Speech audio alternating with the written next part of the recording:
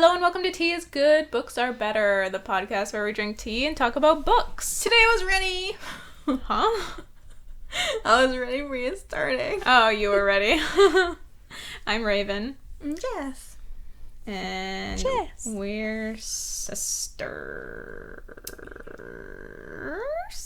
I guess so. Probably. Probably.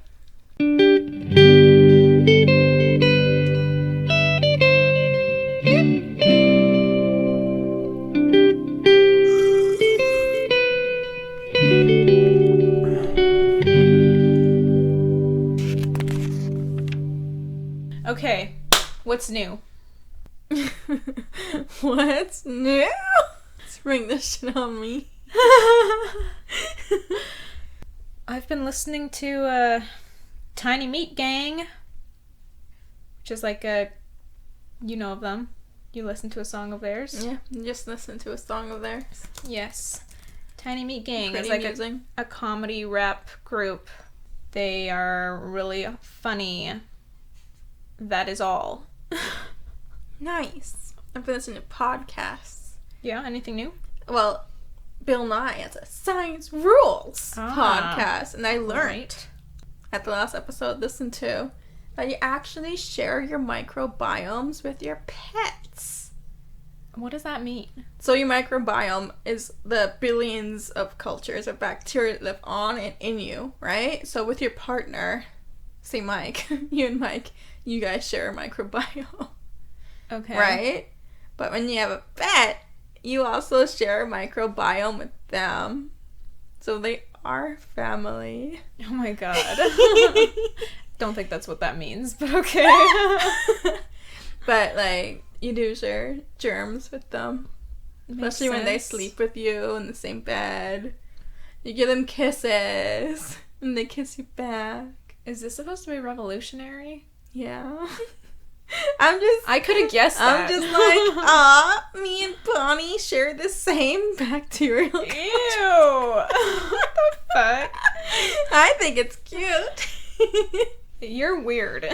Because she's my baby, and now she really is my baby. She's a cat. She's my baby. Cat. She's a cat, but she's my baby cat. But she's my baby cat. No, I actually birthed her. Me and Johnny actually conceived her together. That's nice. How dare you? That's my baby you're talking about? She's fat. Because I spoil her. Rotten. Yeah, no kidding. Now it's like, Jesus fuck! Oh my god! Did you see that? Oh my god. Oh my god. A fly just flew into my hair. A fly straight up landed in her hair. Ew, it was like a fat black one. It was a big fly. Oh my god, I can't stop, like, I feel like it's still in my hair. You're getting the disease in your hands now. Disease? It's a fly. Flies have gross. Did you just...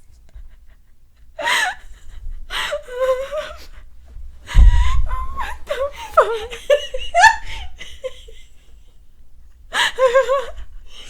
I'm fucking crying.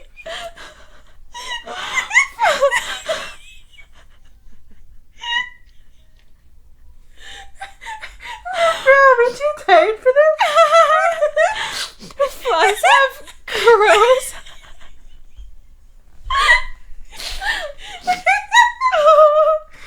Oh my god, your glasses are fogging up. My face is covered in tears. Holy shit. I can't believe, Man. I can't believe that just came out of your mouth. Oh. Oh my god, you know you're tired when. Okay, I'm done. Okay, What? that's over. Flies have gross. Flies have a gross. Oh my god, that reminds me. I was walking to school one time. What? Yeah, I was walking to school. Like from the parking lot to the school. Okay. Because I don't walk to school. I drive to school. And a bug flew into my eye. Ugh. And it got stuck in my eyelashes. What the fuck? Yeah, I could feel it, like, squirming around. Thank God for eyelashes, I guess. Yeah! It would have gone straight in my eye. Nasty. But I had to literally stop, pull out my mirror, and pluck it out of my eyelashes, because it was wriggling. And like you didn't want to just grab at it, right? Well, I tried to just, like, pinch it out, but it wouldn't. Yeah. Freak out. I was like, I probably would have freaked out if I was alone, but I was on a public street. Oh. So. You gotta play it cool. Yeah. Anyway. Hit. Yeah, right? Oh, God. What are we drinking today, Jess? Electric lemonade, I believe it's called. I think you bumped the chair and it spilled everywhere when you were having your Meltdown? laughter attack. Shit. Flies have gross. You triggered though. I'm gonna treasure that. Forever and always. Flies have gross. Stop. Let it go. Never.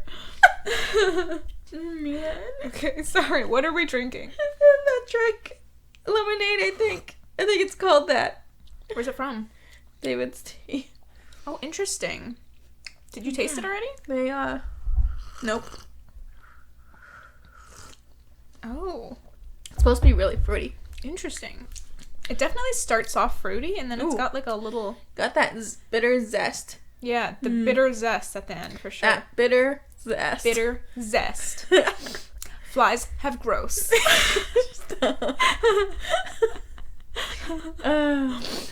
I think it's supposed to be drunken cold, and I was going to make a picture of it, but I freaking forgot to. Did you say drunken? Drunken, yeah, I did. It's supposed to have... It's supposed to be drunken cold? Yeah, it's supposed to be drunk and cold. Yeah. Are you saying drunk and cold, or drunken cold? I'm supposed to drink it cold. There you go, that's better. Bruh. No! Oh! What? The fucking fly is sitting on my laptop! Flies have gross! Just get it off, it has gross. Oh, you fucking bitch! You slammed it on my laptop! Its guts are on my laptop! No, it's not. Ew, its leg!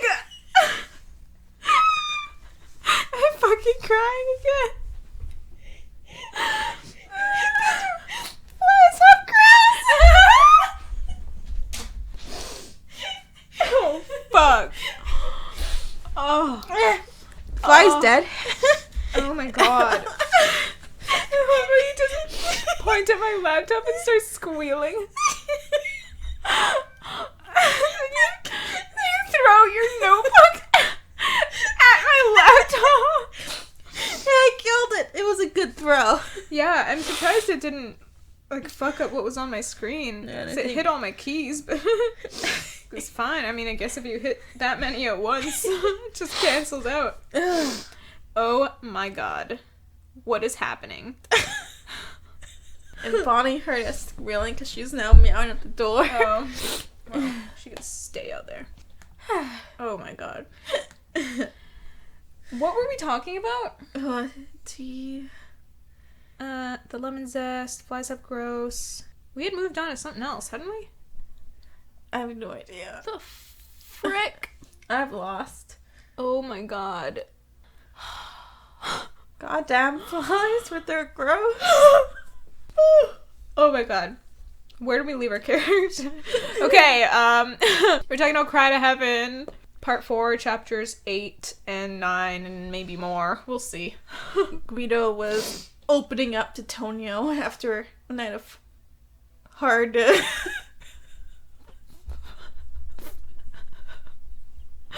A heart. After a night of fucking... After a night of gross. Gross. Oh my god. Chapter 8? There's something wrong with us today. Dude. Holy shit. What happened? By the way, thank you to Barami for making our jingle. He's the best. Anyway, chapter 8. It becomes regular for Guido and Tonio to bang every night. They're boning? Yep. And it's full of insatiable hunger and animal cruelty. Bruh, what is up with this hardcore? Yeah, they just... It's the lack of women. Yeah, the lack of women in the equation. But after, it's usually tender and loving. Then, Aww. yeah, like they're cuddling and kissing after and that sort of shit. Then in the mornings, they get up and get straight to work on each other. Just kidding. Well, technically. It's on singing. They work on singing. And the lessons have changed as well. Guido isn't any less demanding, but he has opened up to Tonio and lets him know the reasons and principles behind all of these grueling practices he puts him through. Good.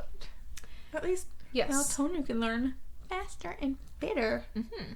In fact, he shares so much about his thoughts on music that their talking almost seems more important to... In fact, they I fucked up that sentence. I'll try again. In fact, they share so much about their thoughts on music that their talking almost seems more important to Tonio than their lovemaking. Oh, how sweet. Yes. So they've been going out every evening to the tavern or an opera, or just to find a dark doorway and get it on in public. Oh. Oh. Oh. Tonio takes great pleasure in now being able to ask Guido questions and get an immediate answer, such as, have you ever seen Alessandro Scarlatti? Another character with the same name as a character we already know. Is that the guy that we saw when episode 1 where I googled some shit? I don't know. The one where you played a singer? Because a lot of the castrati they've mentioned have been actual peoples. Alessandro Scarlatti. It came up. Ooh. He was an Italian composer. Ooh. Not a castrato. Not a castrato. He was considered the founder of the Neapolitan School of Opera. Whoa! He was the father of 2 other composers, Domenico Scarlatti and Pietro Filippo Scarlatti. Domenico? Mm-hmm. What sort of person has a kid and they're like, let's snip her balls? What? It's not the same Domenico. Okay. That's what I'm thinking. I'm like, wait, No. Domenico? It's a composer, not singer. Okay. But yes, Guido had seen Scarlatti, had even met him once as a boy. Oh. Guido says Scarlatti can be credited for making Naples the music capital of Italy. He's the one who brought greatness to Naples. As we just confirmed with the Google. Opera is always changing to keep the people happy, but Guido says its core will always be beautiful singing. No instrument can do to a man what a magnificent voice will do to him. Sure. Mm-hmm. And it says, quote, or so Guido in that time and that place believed. Dun, dun, dun. But it's that, or That's what you so don't he like. thought all over again. God. Talked about this writing technique already. Like, fuck that. Yep. But just to reiterate my feelings on it, not my cup of tea. She hates it. Hey. I don't think this one is as in your face as the other times it was used. Yeah. Like when the narrator says something along the lines of, and he had no idea his life was about to change forever. This isn't as in your face. Yeah. But it's still walking the line, if you ask me. Okay. I just think there are other ways the writer can add tension to the moment, because this technique here is tired and old-fashioned and ineffective.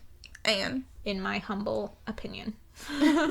One night, at one of the Contessa's balls, when Tonio and Guido are playing a card game, Tonio asks Guido to tell him about his voice. Tonio's voice, that is.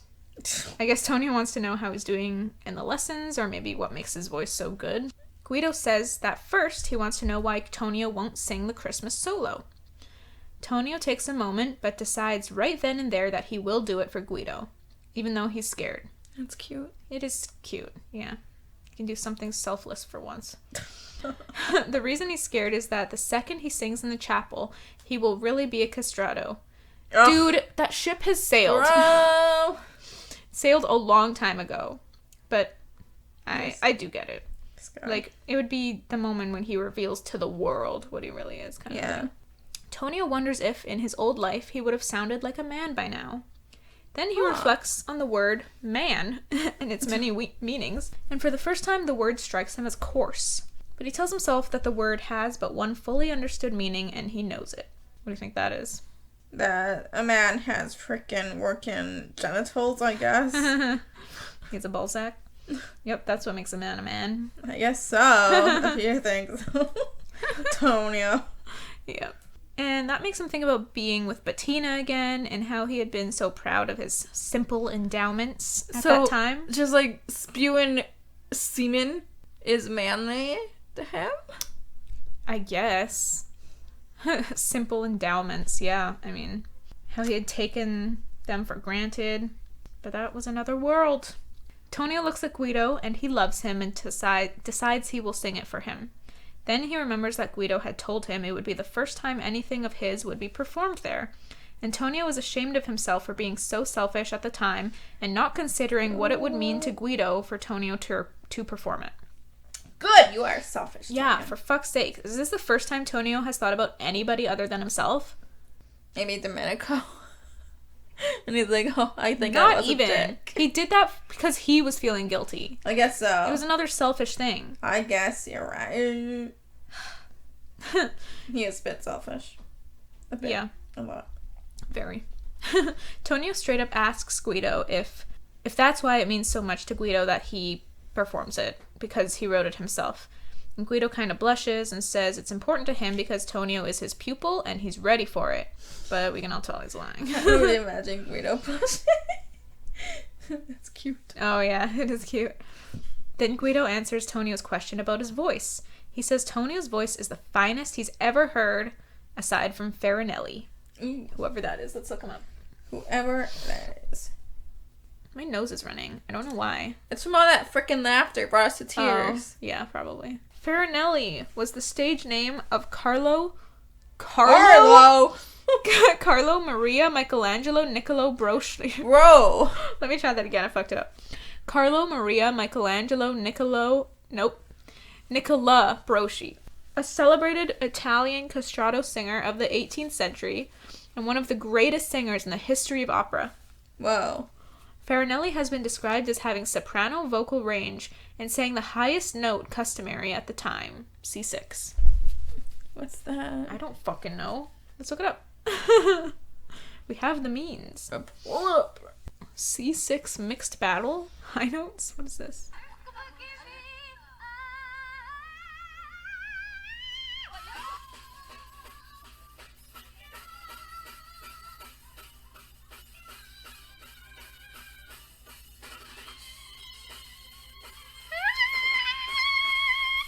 Something like that.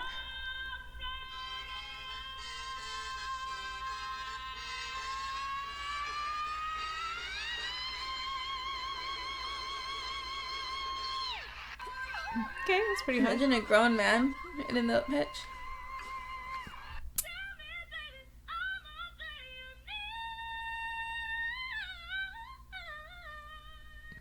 That one wasn't sustained. No.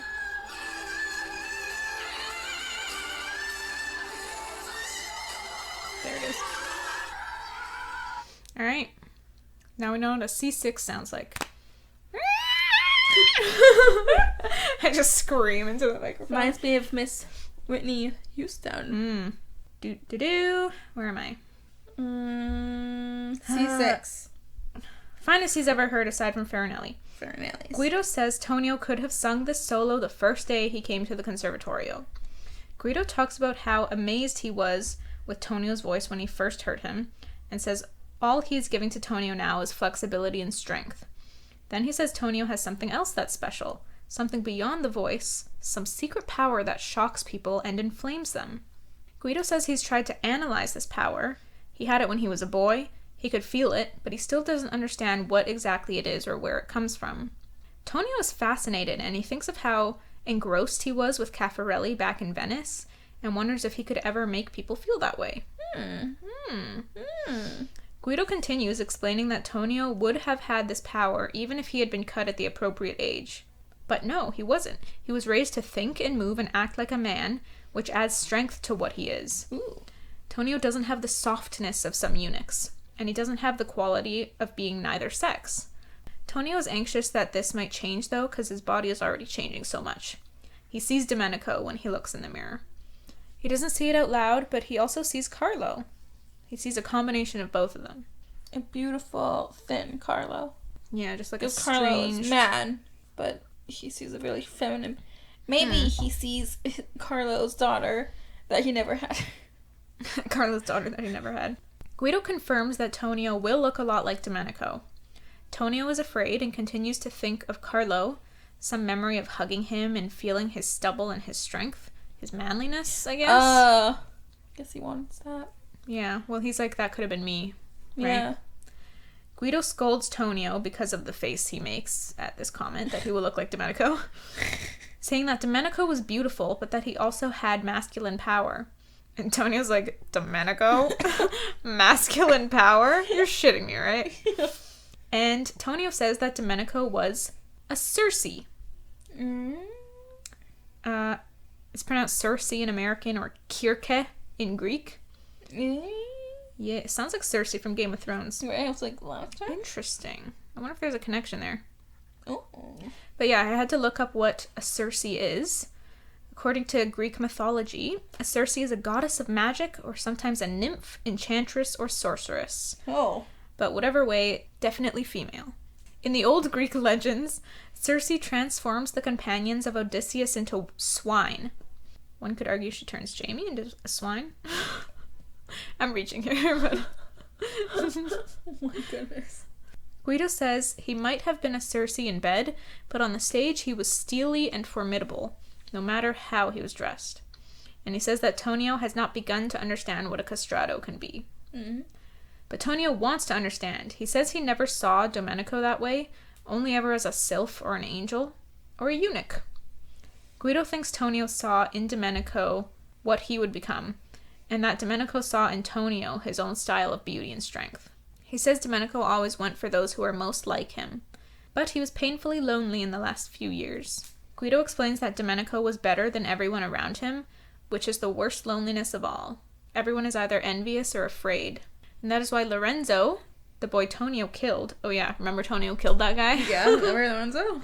That is why Lorenzo taunted Tonio, because Lorenzo was in love with Domenico, and Domenico didn't care. Damn! But Guido tells Tonio not to worry over Domenico, and that by dumping him, he taught him something no one ever had before. What? What? What's that? Continue. It doesn't say. It doesn't say? Mm-mm. Taught him something no one ever had before. What? Like, just like pain, or that he can't have everything he wants? Possibly. That not everything that is as good as him will, want him. Yeah, that not everyone wants him, maybe. I don't know. I'm trying to word my thoughts, but... Yeah, my brain is fucking dead. Right now. Too much laughter, now everyone's like, whoa. Yeah, I mean, if you want to know how this episode is gonna go, listen to us say flies have gross for 20 minutes. Yeah. Alright. Guido goes on to explain that Domenico and Tonio really don't look that much alike. Tonio will grow taller and bigger, and his facial features will be different. Basically says that when Tonio's on stage, he will be a blinding light, and Domenico would be but a shadow if he were there. Oof. Yeah, fuck! Guido shit! Oh, man. We thought Domenico was good. Damn, Tonio must be really good. Back in Guido's room in the conservatorio, as Tonio is climbing into bed, he asks Guido how tall he will become. Guido says no one knows. It depends on how tall he might have been. Tonio, feeling sick, asks what else is happening to him. Guido tells him he will grow tall, his arms and legs will increase in length, but that they will always seem normal to Tonio. The flexibility of his bones is what will give his voice power, as his lungs will be able to stretch the more he practices his singing. Which is really interesting, yeah. So imagine, like, huge chests. Mm-hmm. Mm-hmm. Like swimmers. Yeah, I mean, upper bodies for sure. And this, like, stretching of the lungs will give Tonio power in the upper register that no woman would be able to possess. No boy and no man. So only castrati. I almost said castratos. That's not a word. Okay. But Tonio's hands will hang low on his body, his feet will flatten out, and he won't have the muscularity of a man. Flat feet, eh? Yeah, interesting. His strength will be more equal to a woman's. Tonio physically reacts to this news by turning away. But Guido tells him to forget these things. Every time he feels pain over them, it means he has not accepted what he can never change, and that Tonio's strength lies elsewhere. Then Guido brings up that Tonio has turned away from women, which isn't a good thing. He mentions Bettina, but Tonio says that those things are best left forgotten. Guido disagrees. He says to cherish the memory of it and to act on it whenever he feels that desire, whether it be for a woman, man, or eunuch. Guido says to not let Tonio's love for him to hold him back. Fuck, I can't fucking speak today. Tonio doesn't understand why, so Guido explains that a man's desire never goes away, but a eunuch's sometimes does. So he's saying, use it before you lose it. Huh. Guido says he had all but lost his desire until he saw Tonio feverish in bed that night in Ferrara, right after the operation. That's fucked. That is fucked. So he saw a sick Tonio who had just been castrated unwillingly, lying in bed with a fever, and flushed, dying, and he gets turned on, and that made his sexual desire return. Whoa, what? Don't admit that shit, bro. Yeah, I mean, even if you feel that, don't admit that. Shit. I kind of get it though. Same. Just seeing men in vulnerable positions. Yeah. I like it. Tonio goes pale at the mention of that time, and Guido regrets bringing it up. Hours later, Tonio wakes from a nightmare, the same one of running from Carlo's bravos and almost getting away. And he hears music and sees Guido sitting in the darkness writing. And he hears Guido's voice for the first time. He's singing. It's low, almost empty of sound, and sounds like a man whispering a melody he cannot sing. This is so fucking sad. Man, I wonder, how that even happened. I guess it sounds something like... imagine a really hoarse voice. Yeah.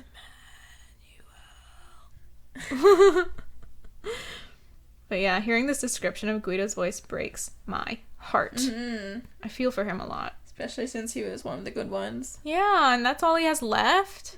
Uh-huh. Good emotional moment, though. Tonio feels such love for Guido in this moment that he kind of feels himself fixing this moment in time as something he will never forget. In the morning, Guido tells Tonio that he greatly expanded the solo into a cantata, which is longer, and that Guido must get approval from the maestro, but the maestro is delighted about it, so it's happening. And there's no time to waste, they must get on with perfecting it together. And that's the end of chapter 8. Yay. Things seem to be going pretty well, compared to what they were before. That Christmas solo is coming. Mm-hmm. But I'm getting nervous again. Anne Rice does a really good job of keeping the tension, even in happy moments. There's always something under the surface that's going on, you know? Something's going on. Yeah. I don't know how she does it. Right? It's things are going too good. It's what's gonna happen? Yeah, what do you think? You were so brain dead. You were barely listening to me talk. Damn. I don't know. Slower chapters, I'm just Yeah. Shit's about to pop off. Alright, chapter 9. It's Christmas Eve. The chapel of the conservatorio is crowded to overflowing. Tonio had spent the early evening roaming the city and admiring the presepi, which are nativity scenes. They're everywhere. Antonio is really feeling the meaning of this night, more than he ever has before. He hasn't had much faith since leaving the Veneto, but tonight he feels like the world could renew itself. Renew itself. Can't speak. Itself. God. But when Tonio comes downstairs wearing the full castrato getup, he feels worried. Suddenly he can't remember a single word of Guido's cantata. I feel that. Not that I've ever performed anywhere. What? Just I guess doing presentations in the classroom or something. I feel my mind erases before I go up there, you know? I hate public speaking. Damn. Do you do that at university? Yeah. You have to do presentations in front of the class. At least at my university. I'm pretty sure a lot do. So he can't remember a single word of Guido's cantata, but he reminds himself that he has the score in his hand, and Guido himself is going to be conducting at the harpsichord, and he feels better. Ooh. He moves down the side wall and through the assembled boys to the front rail, and then he sees in the first row the pretty blonde lady from the Contessa's parties. She looks back at him, and Tonio remembers his embarrassing drunken moment at the party when he tried to kiss her, but she pushed him off. And he falls. Yeah. But the girl doesn't look upset. But still, it's hard for Tonio just to know that she's there watching. I thought you said she was hard for Tonio. No. That would be interesting. Be like, oh, is she now? The congregation gets quiet, and Guido is at the keyboard. Tonio is standing in front of the crowd, and he thinks clearly to himself, I cannot do it. But then the music begins, and he does it. He starts singing, and it comes effortlessly. Effortlessly? Fucking shit. Flies have gross. I think that took so much out of us. Yeah, we lost all our energy in the first 3 minutes. Of just hysteria. It comes effortlessly, and it's beautiful, and he feels the first quiet rush of pride. When it's over, the audience is shuffling and coughing. They aren't allowed to applaud, for some reason that isn't explained. Maybe because it's in a church? Mm-hmm. Anyway. But yeah, the shuffling and coughing is how you can tell that they approve. Because I think if they, didn't approve, they would be dead silent, that fucking sucked. Crickets. Tonio follows the rest of the castrati out of the chapel, and he just wants to be with Guido right now. He can hardly endure all the congratulations he's receiving. Still, he returns to the stream of people leaving the chapel. It seems to be customary for the performers to bid farewell to the patrons. Oh. So when the pretty blonde girl comes out, Tonio... Did I say Tonio? Yeah, you did. You said Toto, as in... what's-her-face's dog. Dorothy. Yeah. What's-her-face. Tonio notices everything she's wearing, and his eyes linger on her lips. An elderly man is with her, and Tonio wonders if he's her father. And he also wonders why she hadn't told this man about the awkward incident in the supper room at the Contessa's house. They lock eyes again, and Tonio bows. Then she's gone. Then the Maestro di Cappella shows up and congratulates him. Then Guido is there, and Guido looks so happy. He takes Tonio down the corridor and seems about to kiss him, but thinks better of it. He asked what happened on the stage. He didn't think Tonio was going to start. But Tonio was like, I sang, and I was right on time. What are you complaining about? But Tonio knows, and he, asks him not to be angry. Guido laughs at that, saying, do I look angry? Then he hugs Tonio and tells him he was perfect. Super cute. When the last of the guests are gone, Guido and Tonio wait for the maestro. But then he brings over a familiar face. Giacomo Lissani. And I was like, who? Yeah. He's Katrina's eldest son. That we just find out about. Yes? Yeah, I guess so. Before? I don't know. But we find out that Tonio has met him before. They knew each other. Well, yeah, they're second cousins. Second cousins. Katrina is his cousin, I guess. Yeah, so they would be... Or would they be first cousins once removed? Bro, let's not go there. Yes, so Katrina hadn't come herself, but had sent her son to watch Tonio. So Tonio's like, are you fucking kidding me with this? Giacomo looks miserable as he bows to Tonio. He looks directly at him and then looks away just as quickly, and Tonio wonders if he's repulsed. Tonio is also fascinated by the workings of nature in Giacomo. So basically, his manhood? Yeah, he had become more of a man since Tonio last saw him. Giacomo tells Tonio that Carlo sent him. Tonio enjoys listening to the Venetian dialect once again, and also the masculine timbre of Giacomo's voice. Yeah. He's pretty jelly, I guess. Mm-hmm. And also, I guess he just misses, the accent of his Venetian his people. Hometown. Yeah. Home city. Giacomo goes on to tell Tonio that Carlo is worried. He had heard that Tonio was attacked by another student. How did that get back to Carlo? Yeah, holy shit. A silence falls between them, and Tonio notices Guido is giving him a warning face. A face that says danger. Giacomo says that Carlo is concerned Tonio isn't safe here, and he's concerned that Tonio didn't write of this attack occurrence to Katrina. Tonio notices Giacomo is looking him in the eye again, and Tonio suddenly knows what this whole thing is about. Ooh. What an intriguing turn of events. But no, truly, Anne Rice always keeps me guessing, so... Tonio tells Giacomo that he isn't in any danger, and that the affair with the boy is over. He says to tell Carlo he worries about nothing, and that he has taken too much trouble and expense in sending Giacomo here. Guido is trying to give Tonio, negative shakes of the head, in the background. Just But Tonio ignores it. He takes his cousin's arm and leads him to the doors. Giacomo doesn't seem offended. Instead, he seems relieved that Tonio is content here. Tonio confirms that he's more than content, tells him to tell Katrina not to worry as well, and basically reveals that he killed the shit out of Lorenzo. Yeah, he's like, by the way, I killed him, so stop worrying. Well, he doesn't say it outright, but he definitely reveals that Lorenzo's dead. I don't know what else Giacomo would assume about the situation. Right? Is he still tormenting? Yeah, because he says... Oh, this is what Tonio says. What? This boy stands now before a sterner judge than you or I. Say a prayer for him at Mass. Whoa. Damn. Yes. Hardcore. Yeah. So that basically reveals, Lorenzo's dead as hell. But Giacomo doesn't really respond, which is interesting. At the door, Giacomo confesses that it was good to see Tonio, and Tonio realizes that Giacomo is feeling love and pain for him. Giacomo tells Tonio he was always exceptional.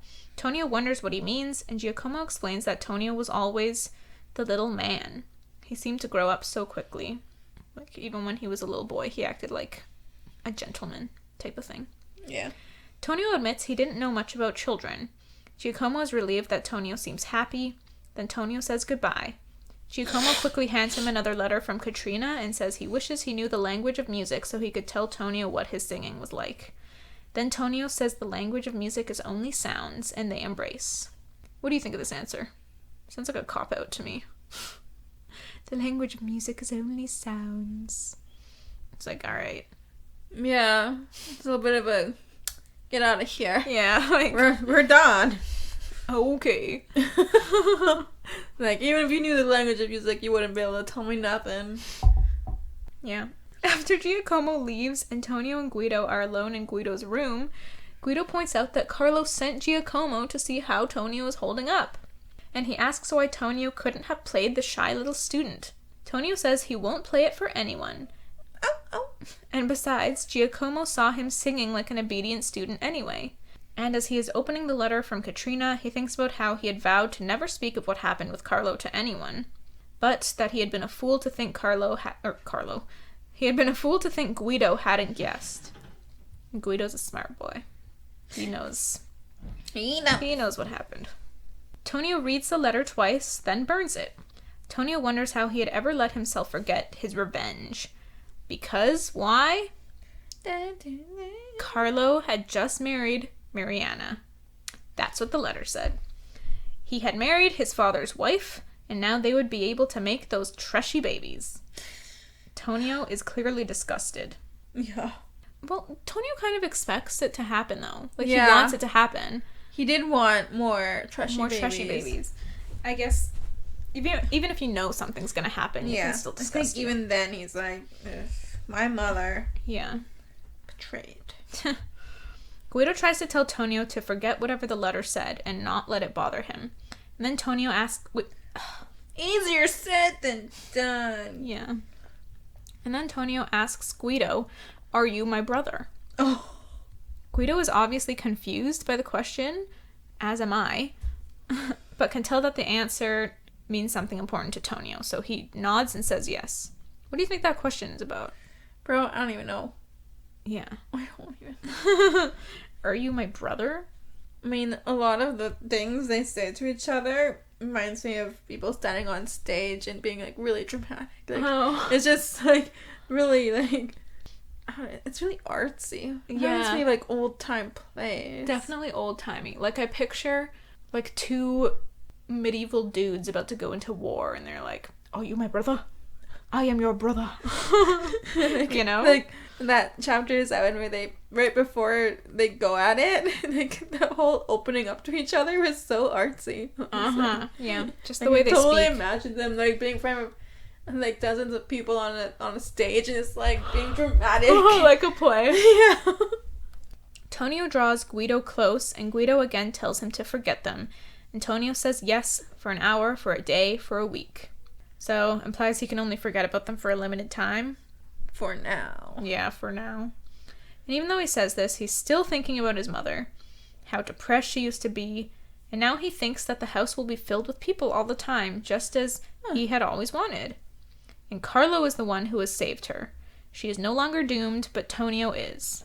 Maybe Tonio always, like, you know, felt protective of his mom and thought he would be the one to help her out, right?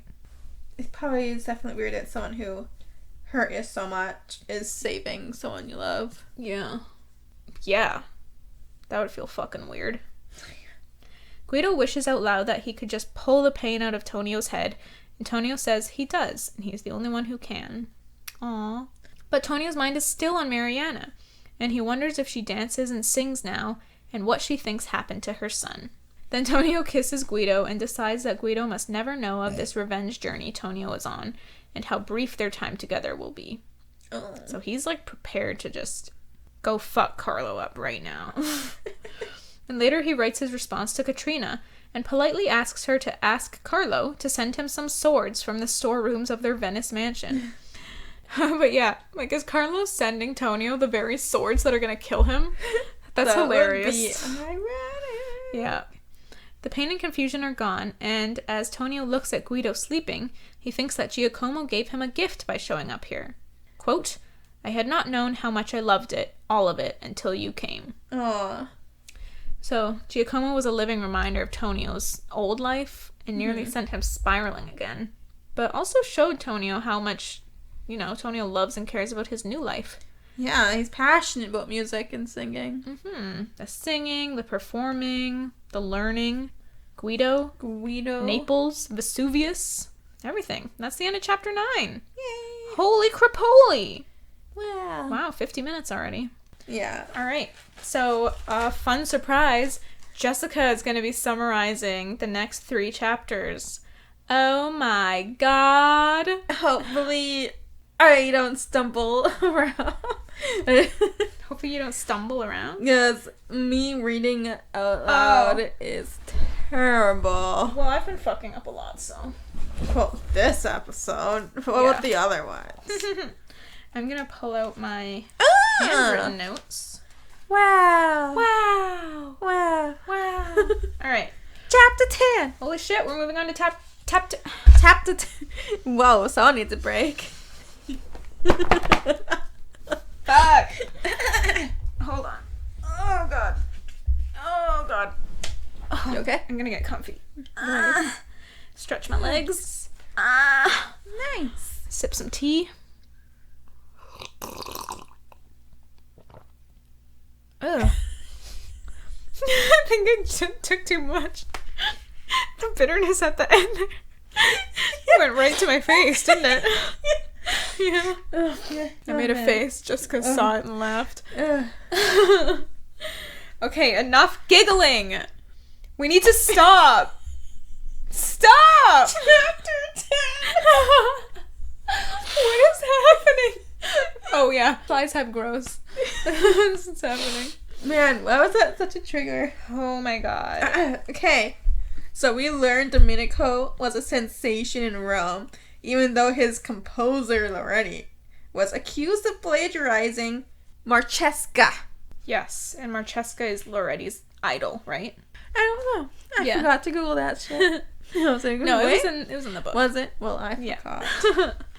So Tonio feels less shame about how their relationship fell apart, knowing that Domenico is successful in Rome. And fucking like crazy. That's just a guess. Oh, wait. Yeah, isn't he?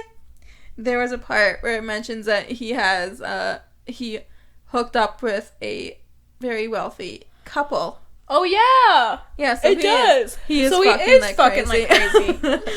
Way to go, Dominica. Man. So Tonio is taking up fencing as part of his revenge plan. On the revenge path again. Ooh, 3 times a week, focusing on his speed and accuracy.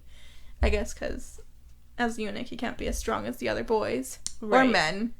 I don't know. Right, so he needs to be able to, like, dodge around them and, like, stick them in the gut. Be a little Arya. Oh, yeah. I love that. Wait, did you see that Brooklyn Nine-Nine the new season? There was a reference. I haven't watched the season yet. Okay. It's great. But you know what? I don't know if you... Have you watched, like, the seasons recently, all of them? Or did you just jump straight into season 6? No, I've seen all of them. Recently, though? Recently? No. Okay, because I'm, like, rewatching all of them right now. Oh. And I am noticing how many Game of Thrones references there are. There are so many. What? Yes. Gotta go back. You have to, like, really listen to every single line that they're saying. Because they're, like, just one-liners, you know, that we giggle at and they move on. But there are so many Game of Thrones references. What? So one of the writers is 100% a Game of Thrones fan. Yeah. Or it's Andy Samberg himself, because he's one of the producers. But yeah. Isn't that cool? Nice. So I am not surprised that there was a reference to Arya in I guess it was a big season one. 6. Yeah. Yeah, because I noticed that, not the other ones. Yeah. Where am I? Okay, so the length of his arms give him an advantage. A deadly advantage. Nice. He's described as moving with ease and grace, which had me imagining Arya's dancing teacher. Yes, the water style, or whatever they call it, right? Water bending. Wrong franchise. But also it says that moving more gracefully makes Tonio feel, like, less freakish. Yeah. Because his length, he doesn't feel, like, so... Gangly. Yeah! Gangly, because of how long he is now. So yeah. So instead of being gangly, he's trying to be graceful so that he's not gangly. Thanks. Fuck. Oh my god. So Tonio wins the respect of his classmates, who start inviting him to chill. Yeah, come Netflix and chill with us, bro. Mostly like hunting. Come hunting with us. Come to the pub and let's get some drinks. But Tonio always declines because he's still uncomfortable around men. Yep. It's just him and his weird self-hatred. Yep. So Tonio feels like a freak with his long limbs, so he practices moving slower and more gracefully in front of a mirror. Right. So I can see him just like slowly posing, just like and be like, let me swirling his hands practice around. picking up this book. And he does it like really slowly. So Tonio is moved out of his attic room to the room beside Guido's, and at first he's upset because he's losing his volcano view that he loved so much. But then he's like, oh wait, there's a door interlocking between my room and Guido's room, and I can just they can sneak in and out. So easy. Okay. Without anyone noticing. Yeah. Who is it? Is it the maestro who makes him move? Yeah, the maestro wants him to move. Right. So, I wonder why. Just so they're like close? Because he wants them training all the time? Yeah, because they're always up and training right away to the nighttime. Right. So they're always together training. And so he's like, instead of stomping up and down the stairs, just move into this room. It's empty. Yeah. I had thought that the mountain was his strength before, right? That's why he wanted the view of it would always remind him of his self-revelation of that time. His, like, near epiphany. Death. Yeah. But now maybe Guido is his strength. Oh, how sweet. Okay, I have Capri here with an exclamation mark, and I don't remember why I wrote that. Capri? What? What's that? Capri? What on earth? Chapter title. Why did I write that? Man, I wrote it last night, and I was pretty sure I was going to remember. Yeah, clearly you were sure. You know what?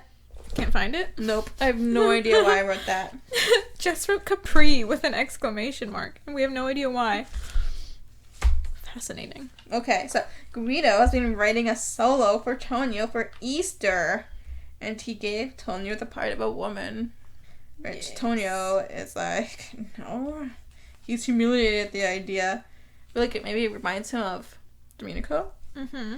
And he refuses, forcing Guido to go back to the maestro to get it rewritten for him as a man. But Guido comes back defeated. The part is going to someone else, and Tonio will have to settle for a smaller role. So the maestro has no time for divas. So, Tonio refusing to play the woman pissed me off. Right? Like, as a castrato, you're going to do this. Isn't this something they all do? Yeah. He's just... And the greats do it. Yeah. Why is he so friggin' stubborn? Like, I'm starting to get annoyed. Ugh, me too. I'm starting to think I might not like him very much, to be honest. Like, he makes things so much more difficult for everyone around him. So selfish. It feels like he's learned nothing. Spoiled little boy. Yeah. It's like very slowly. He's slowly getting there, but like. But sometimes it feels like 2 steps forward or 1 step forward and then 2 steps back. You know? Like, why does it fucking matter that he's playing a woman? Right? He should be stubborn about things that matter. But no, apparently being outed as a eunuch is terrible, and he's still fighting it, I guess. That ship has sailed, Tonio. I want to slap him. That ship has sailed. Tonio. Shit, I'm turning into his mom. What is that quote from Tyrion Lannister? Before he slaps Jon? No. Oh. What he says to Jon in the first season. Know who you are, wear it like armor. Something like that. And then it'll never be used to hurt you. Yeah. Him being a dwarf and Jon being a bastard. Yep. Nice, yeah. Tonio should wear it like armor. Seriously. He should be like, yeah, I'm a fucking eunuch. What are you going to do about it? The best of the best. One of the greats. The greatest example I can think of this right now. Yeah. Do you remember 8 Mile? Yeah. Yeah, with Eminem. The rap battle at the very end. Yeah. Where he says all the things that the other guy's going to say about him first. Yeah. And then he has nothing to say. That's like a perfect... That's exactly how I picture wearing it as armor. Yeah, exactly. If it doesn't hurt you, no one can make it hurt you. Yeah. It's just a fact. Like, it doesn't... Right. Yeah. It's probably the way he was just raised, all this prejudice in Venice against eunuchs, I guess. Mm-hmm. Bro. Okay, well, you have anything else to add to chapter 10? Because I'm done. That was not really much in that chapter. Well, these last 3 chapters, I don't think there was much. Yeah, just that, like, Guido seemed pretty upset that Tonio won't be in the play. And I was like, ugh. Yeah, I guess he wrote the part Tonio, specifically for Tonio. Yeah. How could he do Guido dirty like that? Right? I'm over Tonio, honestly. I'm over it. I'm over it. Chapter 11. Easter's performance comes, and Tonio's small part moves the audience to tears, so he's still brilliant. Has art ever moved you to tears? Any kind of art? The Hunchback of Notre Dame. The movie? The soundtrack on Netflix. Man, every time I hear it, I'm just like trying not to cry because I'm at fucking work when I try to listen to it because it kills time so fast just listening to it, the whole thing. Bran Stark. Man, it moves me to tears. Bran, it moves me to tears, Bran. He's like, I know, I'm the 3-eyed raven. Oh man. Yeah. Same here. It's usually music that moves me. It's usually movies for me. Yeah. But I refuse to watch movies that bring me to tears.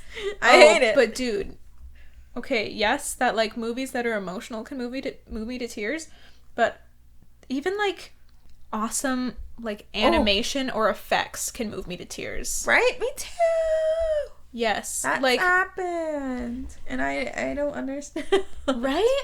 It's so I'm like, that's so cool. And then I start welling up. Yes. The Wonder Woman theme song moves me to tears. Yes. Have you heard that? I think I have. But I'm gonna play a tiny little snippet right now. yo, we're gonna get freaking monetized. Demonetized. It's okay. I think this is like a sort of a remixed version. Oh. Like, I don't know if this is the original one. So play.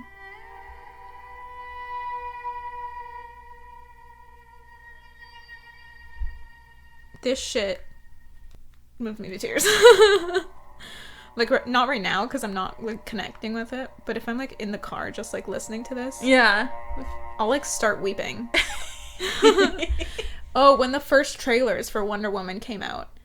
And you hear the theme song going, and she's, like, sliding across the floor in slow motion, like, breaking down pillars with her sword. I was fucking choking up. Because I was like, this is so fucking cool. It's this part coming up in the song.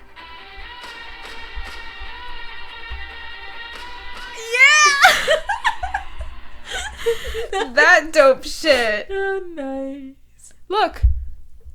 Yeah. Do you see a little wateriness in my eyes? There's flashing.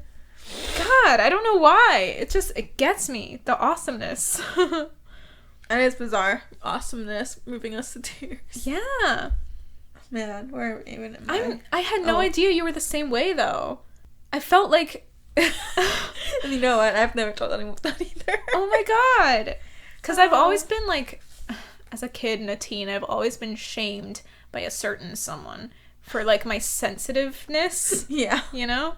How, like, quick to tears I am. How, I guess, you know. We both are really quick to tears, I think. Well, I know I am. It doesn't take much to make me cry. Yeah, like, I can watch a leaf fall off a tree and burst into tears. But yeah, so I'm trying to be more okay with, like, you know, my sensitiveness. Yeah. Me too. I'm learning to just accept my tears as they come and not to feel as embarrassed or as ashamed. Not trying to be ashamed, yeah. Yeah. Which, nice. Still, I can't... It's still really hard for me. Like, sometimes at work, like, you know, some of my coworkers will be, you know, telling a sad fucking story, and everyone's, like, fucking crying. And I'm standing there, like, feeling like I want to cry, too, but just not letting it out, you know? Man. Because it's so ingrained in me to, like... hide it, which is fucked. Opposite. At work, I'm starting to accept my tears. I cry at work. Oh, really? Yeah, sometimes stress gets a lot. But I know it's just me making my own stress, and then I'll cry, especially with other people around. But I'm okay with it because my coworkers are very cool. I'm glad. There's lots of tears. I'm glad. Not just for me, but like everyone else too. Yeah. There's times where other coworkers are crying. We're all like, no. Yeah. I think I'm used to trying to be, like, I say strong one. I'm not saying they're weak for crying, but I'm trying to be, like, I don't even know. Yeah, that's exactly what it is, though. Like, I want these people to be able to, I don't know. It's just shame of being seen as weak. I guess. Even girly. Hormonal. Yeah. That's how I see it. But just accepting it. So yeah, me trying to be, like, strong by not crying is kind of... That's stupid. It's exactly that doesn't make any sense. sexist, old-timey, hatred of being a person. Because that's a human thing to do, to cry. It's very human. Yes, and men should do it more often, too. Everyone should do it more often. It makes you feel so much better. Yes. Holding it in is so stressful. And plus, I feel like I look even more stupid holding it in than I do just letting it out. Like, I see my face all going, and my eyes are all red and watery, and then I start covering my face because the panic starts hitting, and it's like, no, don't look at me. But just accepting it, it's just fine. I just end up blinking a lot and, like, not looking at whoever's talking, you know? Yeah, and these days, I just cannot hold tears anymore. And, they're coming. They're coming. Well, I'm happy for you. I wish I was there. I'm not quite there yet, but... I think it's just being surrounded by people who cry in front of you as well. Yeah. I don't know. Yeah, I've just... Even with people I've known for, like, 1,000 bajillion years, like, I have a hard time crying. Oh, really? Yeah. Because I feel like it's shameful. Just because that's what's been forced, you know, upon me. Bro. Yeah. It's just gonna take, like, lots of self-love? Yeah, I guess self-acceptance. So. I need to be kinder to myself, Yeah. I think. Crying is, so normal. Yeah. And I like, look at other people crying in front of me, and I don't feel like they're weak. And I'm not, like, not grossed out by them. So, like, it makes me uncomfortable, because I don't know how to respond. Like, do we go, like, yeah, or do I ignore them, or do they want me to say something, or do they not want me to? Oh, dude, that reminds me of this time in class. It was in a writing from the self class, so everyone, like, writes about their own experiences and stuff, and, like, turns it into a narrative kind of thing. Ooh. So, obviously, with people writing about their own, trauma and stuff like that, it gets really emotional in the classroom. So, this one girl just, like, ends up bursting into tears. And we're all sitting in a circle basically looking at her. Yeah. Because she had just shared, something, and she was, like, crying pretty hard. And I, like, sat there so uncomfortably, just, like, everyone was waiting quietly as she just, like, sobbed. Ooh. Until eventually I was, like, because I knew if I was in that position, I would want them to just move on to the next person while I was able to, like... Yeah. calm down. So I suggested out loud, I was like, should we just move on, or... But then my prof, like, kind of gave me a look and was like, it's fine. And I was like, oh, I guess I fucked up. Yeah, I wouldn't say nothing. Yeah, I don't know. Like, personally, I don't like being the center of attention when I'm crying. Yeah. Like, and when I know I'm on the verge of tears, or when I'm crying, I don't want people coming up going, oh, what's the matter? Because it'll just make me go worse. Exactly. And that, I just want, like, nope. Yeah, so I guess, that's how I was feeling that moment. I was like, if I was her, I would want them to move on. Yeah. And then come back to me after. So that I can finish what I was talking about. Because, like, I'm in no state to explain myself right now, type of thing, right? So I guess that's why I said something. Because I was, like, I was feeling empathy for her. But maybe I shouldn't have. Maybe that, for me, like, comes from that shameful place. Yeah. Plus, it does make you uncomfortable, too. Yeah. Anyway. Where are we? After party at the Contessa Lamberti's! Mm-hmm. I wrote here, Guido and Lamberti, ? Because I was like, did they have a relationship? But we'll get there. Yeah. Because I was like, they're always there. Mm-hmm. He's always with her. Yeah, she's always hanging off his arm. And then he brought up, you should be with women, with Tonio. So I was like... Yeah. I have more to say about that later. Ooh. Tonio only has eyes for his blonde girl. Mm-hmm. Even when the other castrati boys are trying to gossip with him, he's just ignoring them and like... Yeah. just like looking past them. Staring at the girl. Oh, man. Did you write anything about Benedetto? No. I tried to, but I was like, I don't know how to explain his level of douchebag. Right. Benedetto is the maestro's pupil, right? Yeah, and he took Tonio's part. Yeah, so when Tonio refused the part of the woman, they gave it to Benedetto. Yep. And then Tonio took a smaller part at the end of the play. Mm-hmm. I was just more interested in how Anne Rice describes Benedetto. She describes him as, quote, hard-bitten and starved-looking, end quote. And I just think her descriptions of people are so fresh and unique. Right? Like, it's not the typical, like, heard. Strong jaw and pointed nose. It's like, he's hard-bitten and he's starved-looking. And I'm like, that's an expression that you can imagine. Like, why do we care about long noses or bushy brows when you're getting an expression? You get the whole demeanor. Yeah. You can, even starved-looking kind of, gives you a bit of a physical, like, he's like thin, hollow cheeks, like, the kind of, deep-set eyes. Mm-hmm. It's fascinating. How fresh it is. Like, shit, I could really learn something. Ooh. Mm-hmm. You learn how to describe demeanors instead of physical features. Yeah, because people are gonna, even if you say someone has a large nose, people are just gonna picture them how they picture them, right?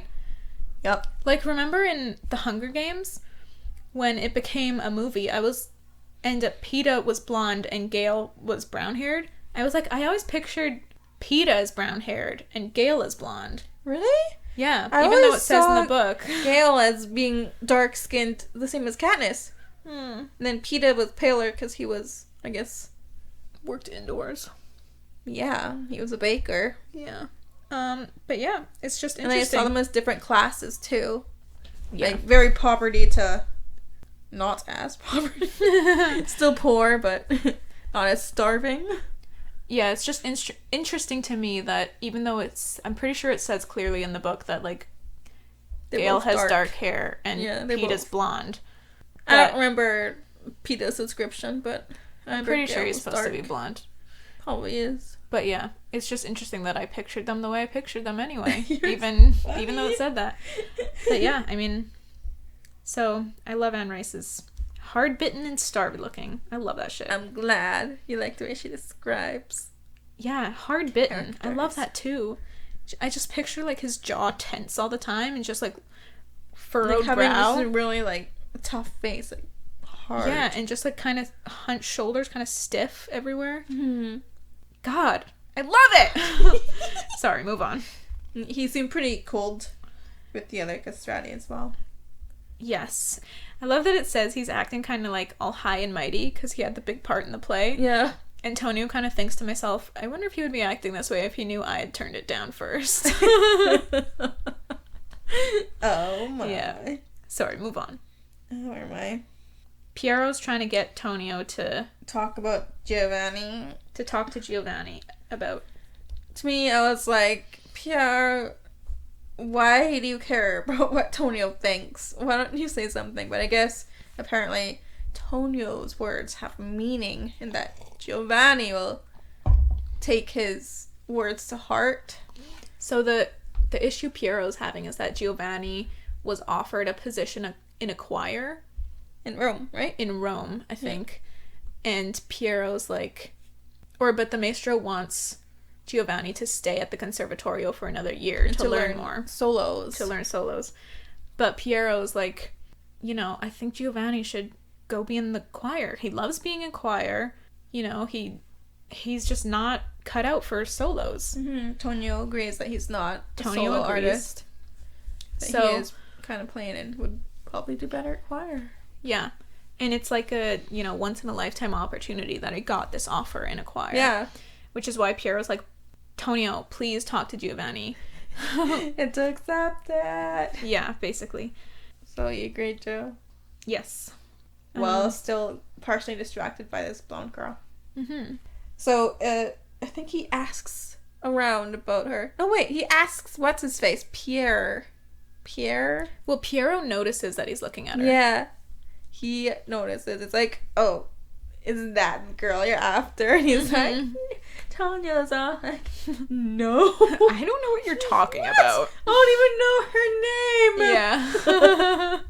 Like, you don't have to know her name to want to boink, dude. To want to put your pee-pee. Put your pee-pee in her BB. So we find out from Piero that she paints murals for the chapel, and she might paint him naked. Might paint a naked Tonio. Yeah, apparently she typically paints naked dudes. Mostly angels, but that's still naked dudes. But she's still referencing, I'm assuming. Ooh, still looking at the pee-pee and painting it on. Probably tiny little wieners. Yeah. I've never seen old school paintings of naked men with, like, endowed men. Uh-huh.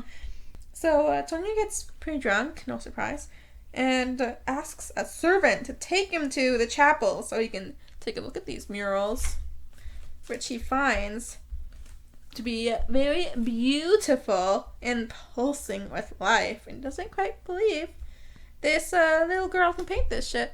Yeah, 'cause she's quite young, eh? But so's Tonio. He's got an incredible talent. True. So he gets really sick and ends up passing out on a couch. Mm-hmm. Sick with too much alcohol. Yeah, he's drunk as hell. So he wakes up much later and he's like, holy shit, Guido's gonna be so mad. But no, Guido is not. And was in fact a bit too busy fucking the Contessa to notice that Tonio had passed out drunk. End of chapter. Well, Tonio catches him. Yeah, leaving the... giving the kissy kiss. Leaving the room after he wakes up, from being drunk. Catches Guido with the Contessa. I was thinking from Tonio's perspective, you were saying this earlier, that this must taint, the Guido's previous encouraging of Tonio to, go after other women and follow his desire. Yeah. Because it just kind of makes it seem like he was only saying it so that he could also do it without feeling guilty. Yeah. I'm not saying that is how it is, but I'm sure Tonio probably feels that way. I also feel like Guido understands that eunuchs are sexually desired and are very promiscuous, and that it's normal not to stick to one person. Mm-hmm. So that's probably how he views it, and he probably views that Tonio going to be awesome is definitely going to have many lovers. Right. And that Guido might even end up being one of a forgotten person if he takes off all huge superstar like. So he probably doesn't even occur to him that Tonio will be betrayed like this, or feel betrayed, or Tonio is super monogamous and he's like, whoa, I didn't even know this. Right. I liked Tonio's approach to talking to Giovanni. He doesn't actually talk to him in this chapter, but he decides basically that he's going to figure out from Giovanni what he wants and then encourage him to go after that. So I thought that was smart and mature, and I liked that. And it brings you back to when Tonio's cousin came and mentioned that he'd been basically an adult his whole life. Yeah, he was always the little man. So I feel like he is kind of mature for his age. Mm-hmm. I also found it interesting in this chapter how so many people are turning to Tonio for his opinion. Yeah. I was wondering, have we seen this before? This chapter? This chapter? Only Piero, okay. But yeah, because it kind of says, it just states that this has become a normal occurrence for so many people to turn to Tonio for his opinion. I wonder, it's mentioned before that his classmates admire him. Mm-hmm. So maybe when you admire someone, you will ask for their opinion. Yeah. Keep them in the loop with the gossip. It makes sense. Yeah. I was interested in this moment because it made me think of showing versus telling. So basically telling in a narrative work of fiction would be, stating that many people have been turning to Tonio for his opinion. Yeah. That kind of thing. But showing it would be actually, Piero? The scene with Piero asking Tonio for his opinion. There's a pretty good balance of both in this book, I would say. But it made me also think of this other book I started to read. It's called Throne of Glass by Sarah something. But I think it was on the New York Times bestseller, I think, list. Okay. It's a YA fantasy novel. Youth? Young adult. Okay. But yeah, it's I need to find out who the author is now. I can't not say who it is. Written by Sarah J. Maas. Oh. So, I've started reading this one. I'm a few chapters in, and honestly, I'm just so fed up already by the amount of telling there is rather than showing. Yeah, I hate that. It's a lot of young adult novels, I find, does a lot of telling, and I just dropped the book, really. Yeah, I'm a few chapters in, and it's talked about how the main character is so, she's an epic assassin, and she's been, in prison for her epic assassination skills. And she's always thinking, as the guards are, leading her around, she's always I could cut his head off. I could twist his arm, and I could snap his neck, and I could blah, blah, blah. But it never shows her doing any of this. It just talks about her thinking about this. It's so boring. Yeah, and it's so many chapters in already. And I'm can I actually fucking see her actually be cool and assassinate the shit out of someone? Reminds me of people who are all talk. Exactly. Stop fucking saying it and fucking do it. Do it. I'm getting so frustrated with it. Dear Sarah J. Maas. Who knows? You're writing sex! Just learn Let a freaking show rather than tell. Mm-hmm. I do not give a fucking shit if you tell me she's a good assassin. Something. I don't care until I see it. Right? God. That's boring. That sounds boring as fuck. Yeah, I'm having a really hard time getting through the beginning of this book, as you can tell. Is it supposed to be good? It's a New York Times bestseller. Doesn't mean much to me. Well, it got like friggin' well, you know 4 what? sequels or whatever. Twilight was freaking popular as well. It's just because that's what the YAs are reading. What the kids are reading these days. But yeah, so I'm getting really frustrated. 50 Shades. And it sucked ass. That's a whole different story. Serious ass. Oh yeah, the one time it does show her actually get into a battle, she gets schooled. So she's not this badass assassin that she keeps saying she is? And I guess it's just saying that the guy she was fighting was actually really good also, but...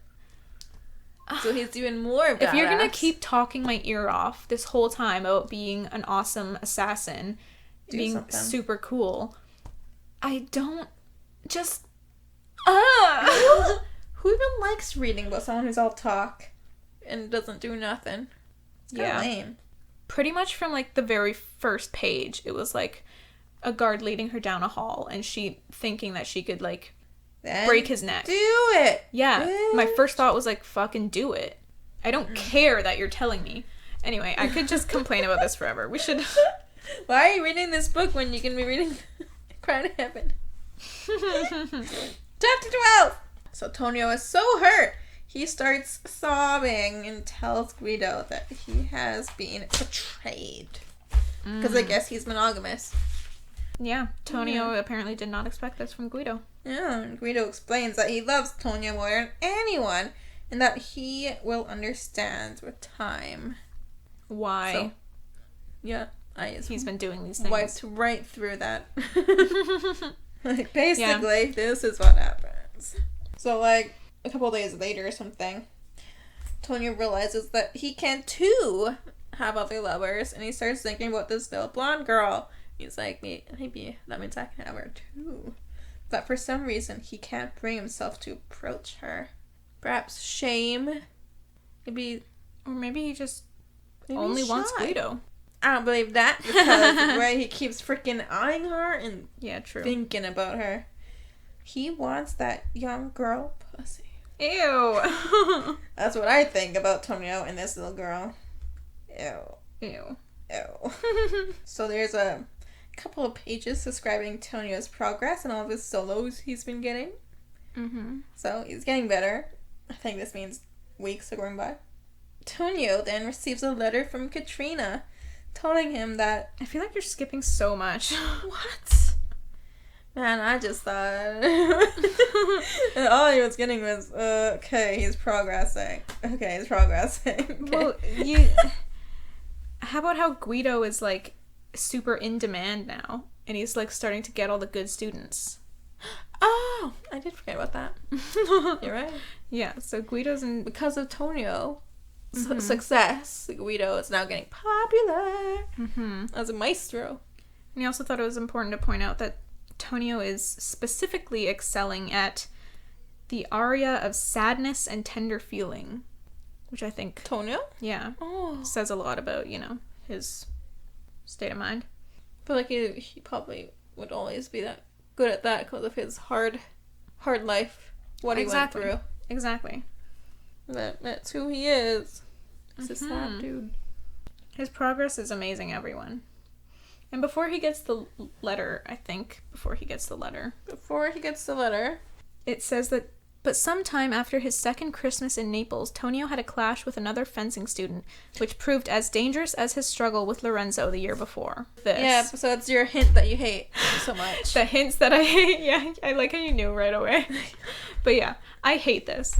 It takes me out of the story, and it makes me aware of both the narrator and the POV. So I hate it. I'm just like, okay. So it says that, and then it kind of moves on to the letter. Something else. But it's like, this is coming. I'm like, something Raven hates. I don't fucking care. God damn it, Anne. You're pissing off my sister. With your old school writing. This book you wrote in the 80s. Yeah. Or 70s, I don't remember. 80s? 80s. 82. Sorry, go on. He gets a letter from Katrina telling him that, I forget his mother's name. Mariana and Carlo have had a son 5 months prior. They had a baby boy. And now she's pregnant again. How is she fucking pregnant 5 months after giving birth? You know, you're not supposed to have sex with a woman after she's giving birth because it's more trauma to the vagina. But I guess Carlo, and I guess back then they didn't really know that or they didn't care.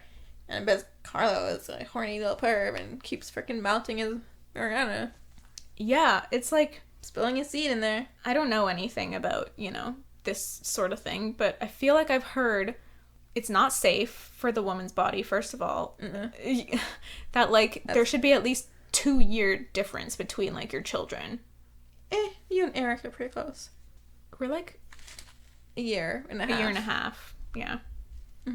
But there is quite the trauma to your vagina. You shouldn't even be having sex. 5 months after giving birth, that's insane. And if they know for sure that she's pregnant already, she has to have been pregnant for at least, a month. Yeah, so, probably as soon as she gives birth, he's, right there. Destroying her disgusts me. Her poor vagina. That is nasty. That disgusts me. Brother / father is a nasty, nasty person. He doesn't give a fuck about her. Nope. He acts like he loves her. He doesn't. My ass. Nope. Ugh, that part really got to me. He only liked her because she was beautiful and a good singer. Anyway, sorry. Yeah, I was disturbed. And I was like, whoa. And Tonio prays for a blessing for his younger brother. Yeah. He can really easily be resentful of this new child, right? Which no one would blame him for. It makes sense. But instead, he prays for the baby. And I thought that was really... He loves his brother already. He hasn't even met him. Speaks to his character. Loves him. So he shows up to his fencing class.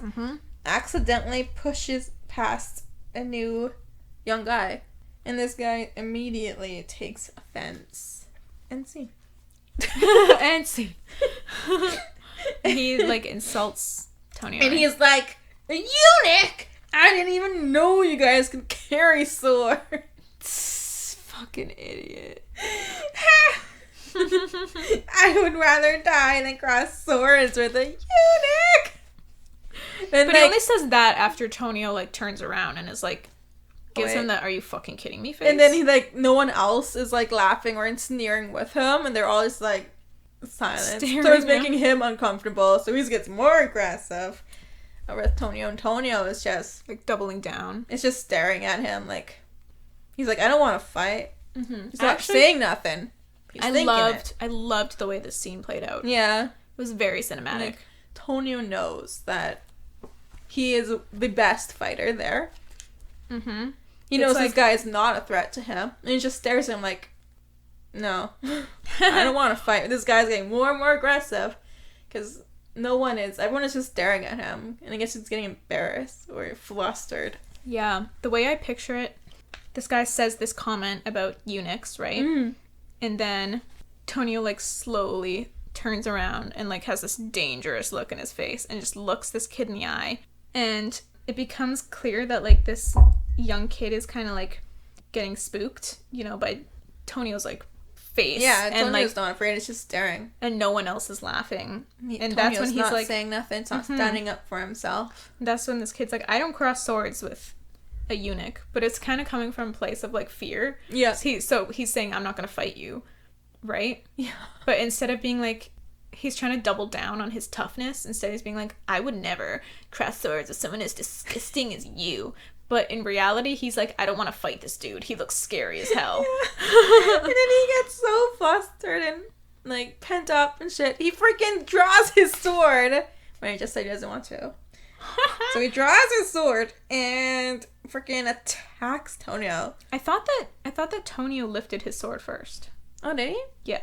Oh, shit. Tonio lifts his sword first, and then this guy draws his rapier. Are we doing this or not? So he does. Yeah, it's basically just a little challenge. That's how I picture a little... He just lifts his sword. It's a little challenge. And there's this guy. Oh, I love this. The Tuscan drew his rapier. It gave a loud zing as it came loose and flew out at Tonio in the air. I like that. The loud zing. I can imagine that. Yes! Just so cinematic. And Tonio, with his long-ass freaking arms, just whoosh and tears out this kid's throat. And I'm like, bruh, I thought you said you weren't going to kill no one. Bruh! Yeah.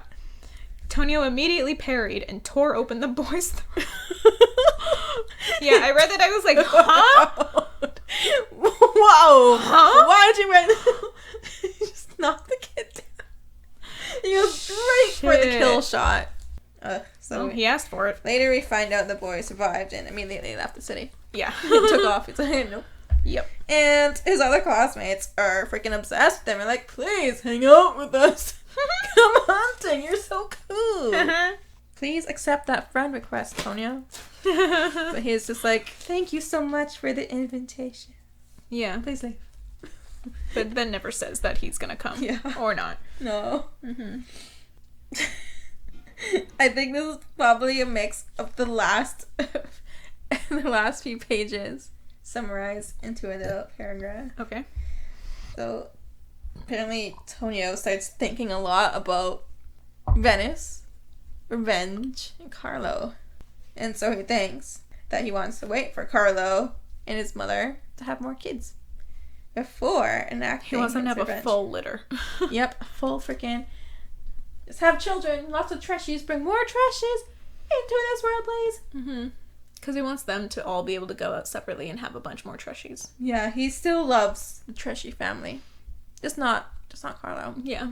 So he can start his revenge after there's a whole brood. But at the same time, his life in Venice seems so unreal and like so long ago, like another lifetime, that he doesn't really hold that much of a grudge that he used to. Or he seems to feel more distant from it. Yeah, like it's not there anymore. And I think that what makes him think that is like how he thinks he doesn't want to fight the boy when he's at the thing, right? Yeah, like because if he was still like as murderous about Carlo as he used to be, he would have just wanted the kid dead. Right. He didn't like feel that desire to kill the kid. He was actually like, this is gonna be, sad. He felt sad for the boy, but he was also like, you challenged me, fucker, right? Yep. It's true. He also realizes that he no longer remembers his mother's face, which I thought was sad, but a harsh reality of living in a world where you don't have pictures. I've heard that happens, really quick when people die, and yeah, if you don't have pictures of someone, you will forget. Yeah, when people die, or when people go blind, they'll forget the faces, of their family and friends, like, really quickly. That's kind of a hard thing to come to terms with, is forgetting people's faces. Yeah, because it just feels like it's someone's face, It's where you see everything. It's them. Yeah.